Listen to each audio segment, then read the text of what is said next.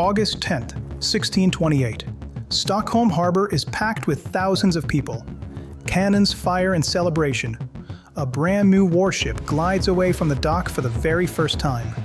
Her name is Vasa.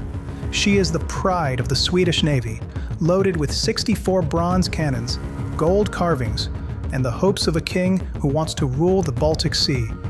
A light wind fills her sails. She tilts slightly. Then a stronger gust hits. She tilts again, and this time, she does not come back up. Water rushes through her open gun ports.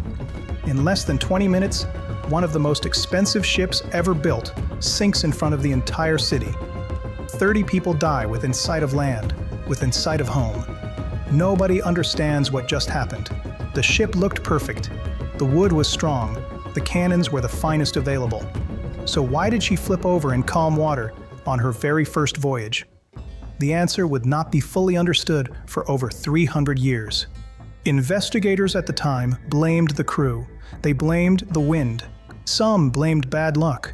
But the real killer was hiding in the shape of the hull itself, deep below the waterline, where nobody thought to look.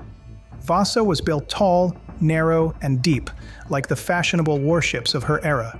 Her lowest deck curved sharply inward instead of spreading wide and flat. Almost all of her weight, the guns, the timber, the ballast, sat high above that narrow curve. There was almost nothing solid and wide beneath her to fight back against the tilt. Naval engineers today have a name for this invisible battle. It happens between 2 points no eye can see. One is called the center of gravity, the point where all the weight of the ship pulls down. The other is called the center of buoyancy, the point where the water pushes back up. As long as the push wins the fight quickly, a ship rocks and recovers. When the pull wins instead, a ship keeps leaning until it goes all the way over. A narrow, rounded hull gives that push almost no leverage. A wide, flat hull gives it enormous leverage. This is the secret buried inside Vasa's wreck when divers finally raised her from the mud of Stockholm Harbor in 1961, after more than 3 centuries underwater. Her timbers were almost perfectly preserved.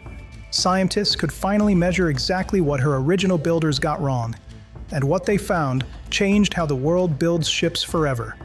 A flat bottom does something a curved one cannot. It spreads the hull wide across the waterline.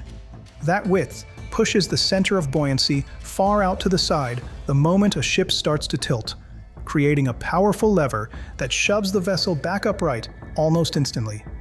The wider and flatter the base, the stronger that recovery force becomes. This single principle is why today's massive tankers, container ships, and bulk carriers are built nothing like Vasa.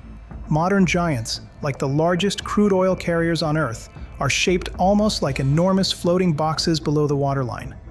Naval architects call this a high block coefficient, a technical way of saying the hull fills almost the entire rectangle of its outer dimensions, instead of tapering into a curve.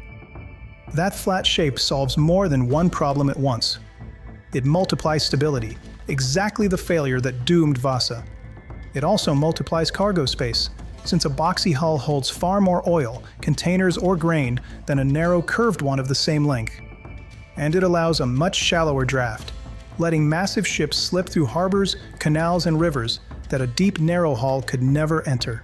Engineers still fight the same invisible war Vasa lost.